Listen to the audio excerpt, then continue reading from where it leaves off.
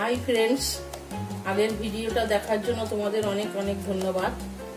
আজকে আমি তোমাদের ইডলি বানানো তৈরি করে দেখাবো।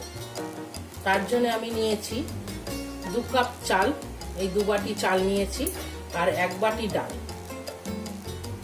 চাল আর ডাল ভিজিয়ে রাখতে হবে, রেখে 6 ঘন্টা মতো ভিজিয়ে তারপর মিক্সিতে পিষে পেস্ট করে নিয়ে সেটা একটা বাটিতে রেখে 10 ঘন্টা রেখে দিতে হবে। তারপর আমি এই মিক্সি থেকে ঢেলে একটা বাটিতে নিয়ে নিয়েছি। এতে আমি দেব একটু নুন আর একটু বেকিং সোডা।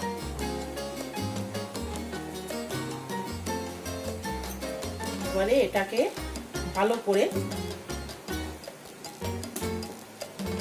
মিক্সড করে নিতে হবে। বাটি যে কোনো চালই নিতে পারো, তার সাথে 1 বাটি কলাই ডাল এরকম নিয়ে এটাকে ভালো করে 5 মিনিট মিক্সড করে নিতে হবে।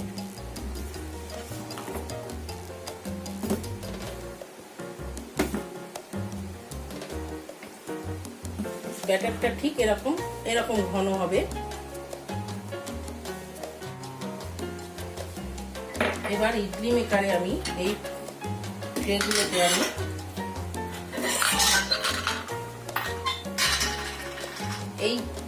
আমি সামান্য করে তেল দিয়ে নেব, যাতে ইডলিটা পরে ভালোভাবে উঠে আসে। ভালো করে তাতে তেল তুলে নেব।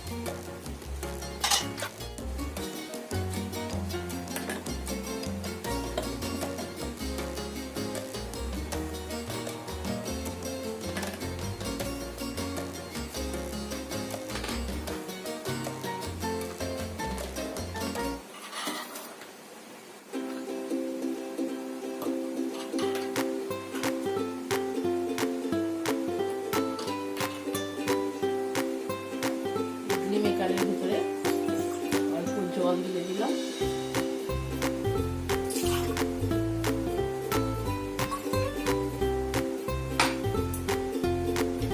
এবারে আমি এটা ইডলি মেকারের ভিতরে বসিয়ে দিয়ে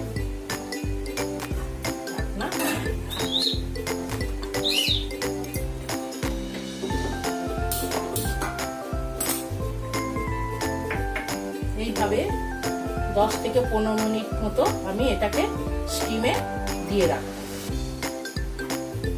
কারোর যদি ইডলি মেকার না থাকে, তার জন্য একটা পাত্রে জল ফুটিয়ে তার মধ্যে এরকম থালা বসিয়ে দিয়ে ছোট ছোট বাটি, স্টিলের বাটি এরকম ভাবে ভরে এখানে রেখে একটা ঢাকনা উপর দিয়ে ঢাকা দিয়ে স্টিমে 10 থেকে 15 মিনিট তৈরি করলেই ইডলিও হয়ে যাবে।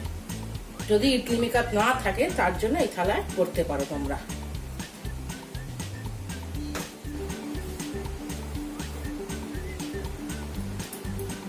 এবারে ঠান্ডা হয়ে গেছে, আমি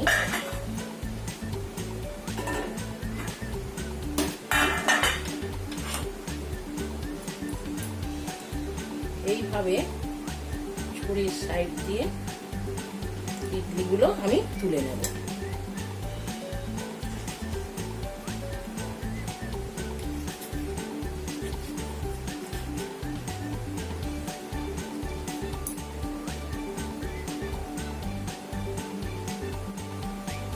তো আমার ইডলি তৈরি।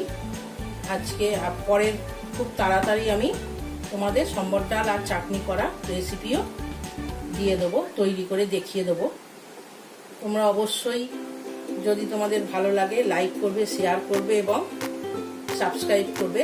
যারা এই রেসিপি দেখতে খুব পছন্দ করো, তারা অবশ্যই সাবস্ক্রাইব করবে।